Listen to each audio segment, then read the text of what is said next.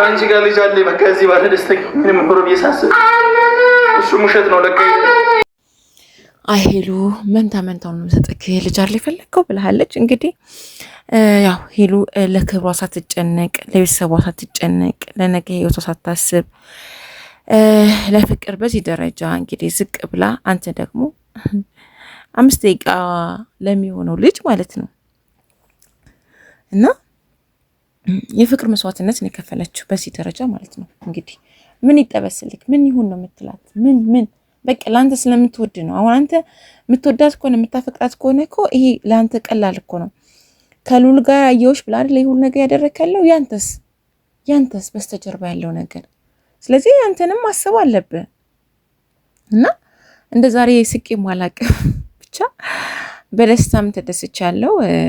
እንኳንም እንደዛ አንድ ወንድ ጠጥቶ ወደ ቤታችሁ ከመጣ ፍቅር አለው ማለት ነው። ጠጥቶ ወደ እናንተ ከመጣ ስላችሁ በቃ ስሜት አለው ማለት ነው። ምንድነው ሆድ ያባውን ብቅ ላይ ያወጣው የሚባለው ጊዜ በሰከር መንፈስ አይደለም። በቃ ሆድ ሲብሰው ፍቅር እንትን ሲለው አይደለም። ስለዚህ በዛ ይሄ ስሜት አለው ማለት ነው። ሌላ ቦታ ምንም እንዳይሳሳት ይፈልጋል ያ ወንድ እና ወደ እናንተ ከመጣ ወደ እናንተ ከቀረበ እንደዚህ ውስጡ ተሰምቶት ወደ እናንተ ከመጣ በጣም ፐርፌክት ነው። ግን ተቀይሞ ወይ ደግሞ እንደዚህ እየተናደደ ወደዛችኛዋ ጋር ብሄድ ኖሮ ግን ችግር አለ ማለት ነው። ገባችሁ? ችግር አለ። ግን ሄሉን ይወዳታል። ሄሉን ስለሚወዳት ነው ወደዚህ የመጣው። አያችሁ አይደለ? ስለዚህ ኧረ ልጅ ዋናው ብቻ ሁለታችሁ ተፋቀሩ፣ ሁለታችሁ ተዋደዱ፣ ሁለታችሁ ተግባቡ፣ ሁለታችሁ ተስማሙ። የእውነት ልጅ ይመጣል። ዋናው ፍቅር ነው፣ መተማመን ነው። በቃ እንደምትወድ በተግባር እያሳየችህ ነው። ስለዚህ አሁንም ቢሆን ያብና ሄሉ እንግዲህ ከፍቅር አይለያችሁ። ግን ደስ ስትሉ በጣም ነው ደስ የምትሉት፣ በጣም ነው የምታምሩት። ያ በጣም ነው የምትወዳት።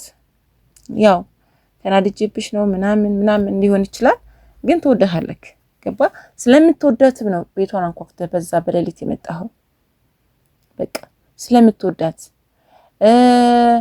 ከሷ ልጅም እንደምትፈልግ ያስታውቃል። ለዛም ነው ቶሎ ብለክ የተመለስከው። ገብቷል? ሴት ብልሃተኛ ነች ይባላል። በቃ አንድ ባሏን ወደ ራሷ ለመመለስ ስትል ያደረገችው ነገር ነው። በቃ አለቀ። ትወልድልሃለች። በቃ ልጅ አይደለ የፈለከው? ትወልድልሃለች። ከዚህ በላይ ምንድን ነው የምትፈልገው? አሁንም ቢሆን አንቺም ሉልን ከህይወት ሲያስወጪ አንተም እንትናን ልዩን ከህይወት አስወጣ። ሄሉ ጋር ብቻ ሳይሆን አንተን ጋር ያለውንም አስተካከል። እንዴ ከምሬን የምልህ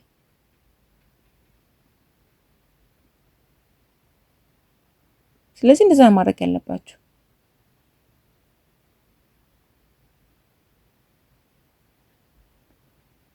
በቃ እሱ አሁን አንቺ ደግሞ ሄሉ ደግሞ እንትን ማድረግ ያለብሽ በቃ እሱና አንቺን አብሮ ማየት አይፈልግም። አለቀ ደቀቀ።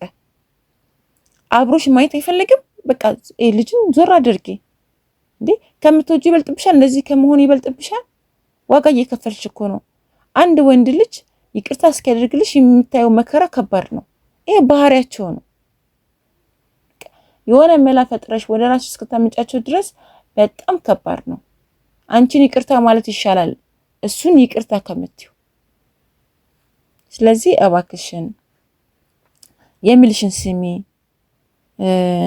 ብልሃተኛ ናት ሴት ልጅ፣ ጥበበኛ ናት ይባላል። ስለዚህ ህይወትሽን አታበላሽ።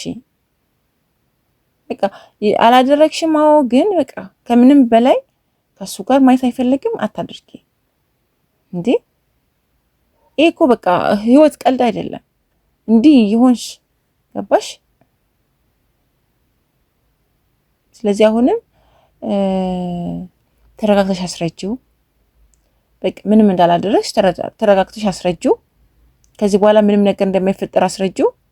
ከሱ ጋርም አብረሽ የምታደርጊው ነገር እንደማይኖር አስረጂው።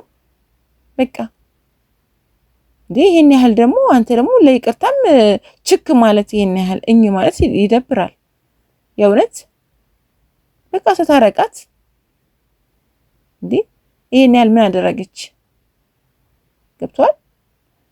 ስለዚህ አብራችሁ እንግዲህ የአንድ ደቂቃ ስራ ነው። ሰርታችሁ ልጅ አምጡ። ሌላ ምን ማድረግ ይቻላል? ያን ደቂቃ ስራን ሰርታችሁ አምጡ፣ ውጤት አምጡ። መንታ መንታ ወልድልሃለሁ ብላለች፣ መንታ መንታውን ትወልድልሃለች። ምን አስጨነቀህ አንተ?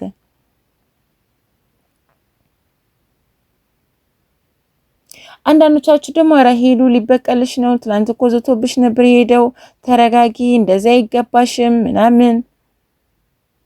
እንዴ ደህና ነገር ተናገሩ እስቲ።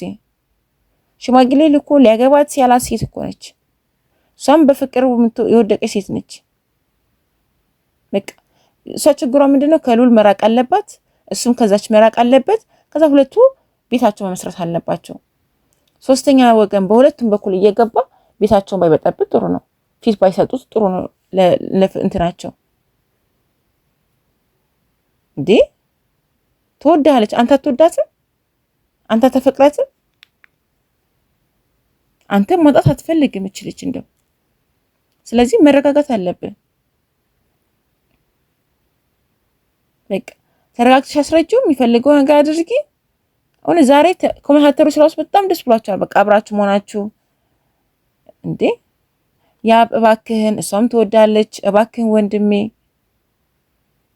እንዲህ እያሉክ ነው። በእውነት በጣም እንትን ነው፣ ከባድ ነው። እና ምንድነው የኔ ወንድም ሄሉ ትወዳለች እኮ ፍቅሯን ለማዳን ብላ ነው። ተረዳት፣ አብራችሁ ሁኑ። አንተም እኮ ሴት ይዘህ መታሃል እኮ ምናምን ተብለሃል። እና አንተም አስብ፣ ሄሉ ተራረቁ፣ ይቅርታ ጠይቂው። ያ አንተ እኮ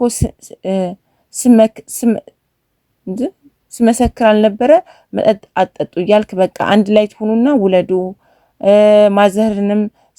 ለማዘርም ስለነገርካቸው አንድ ላይ ሁኑና ውለዱ፣ ታረቁ፣ ውለዱ። ከዛ ማዘርም አልዋሻሃቸውም። ለምን አብራችሁ ሁኑና ትወልዳላችሁ። አይዞ ሁሌ እኮ ስለመወድህ ነው፣ አብረን ከሆን ማርገዝ እችላለሁ ብላ ነው። በቃ አብራችሁ ሁኑ ብለውካል። ደስ ይላል። ያብ ተረጋጋ፣ ልጅ ይመጣል አብረህ ከሆንክ። ስለዚህ አብረህ ተጣመሩ፣ ይመጣል ልጅ። ገና ልጅ ናት፣ ትወልዳለች። ምን ነው በአንዴ ተስፋ አይቆረጥም። እሺ ተረጋጋ። እንዴ ትወልዳለች፣ በደንብ መንታ መንታውን ትወልዳለች። ምን ሆናችሁ ነው? እና ያብ ወንድም የተረጋጋ፣ ሄለን ስለምታፈቅረ ነው። ተረዳት። ነገ ልጅ ትወልዳላችሁ እኮ እናንተ ተስማሙ እንጂ። በጣም ደስ ይላል። አንዳንዶቻችሁ ብዙዎች፣ አብዛኛውን እባክህ ከጋብቻ በፊት ልጅ አይወለድም። በቃ ሁለቱ አንድ ላይ ከሆኑ ምን አገባችሁ? ምን አገባችሁ? አይወለድም፣ ይወለዳል። በጣም አልቀረባችሁም። እና ሄልዬ ያንቺ እቤትሽ እንድትገባ አትፍቀጅላት፣ አታውረትም። ትዳርሽን ባልሽን የምትፈልጊ ከሆነ ማናችሁም አስተካካይ እባክሽ። ሁልጊዜ ልጅነት የለም። እሱም እንደዚህ የሆነ አንቺም ትፋቀራላችሁ። ፍቅርሽን ወደ ቤት መልሽ። ይኸው የመለሰች እኮ ነው። ወደ ቤቷማ የመለሰች ነው። መንታ መንታን ውለጅ። ከዛሬ ጀምሮ ሰርፕራይዝ አርጊው። ልጅ ጸጋ ነው። ከማላችሁ ሉልን አስወጡ። ችግራችሁን ራሳችሁ ፍቱ። ሌላ ወንድም ጋር አትለጠፊ። የተለጠፈች ያው ይመጣል፣ አንዳንድ ጊዜ ይከሰታል። ስለዚህ በቃ ይቅር በላ፣ ስለምትወድክ ነው። የዋህ ናት።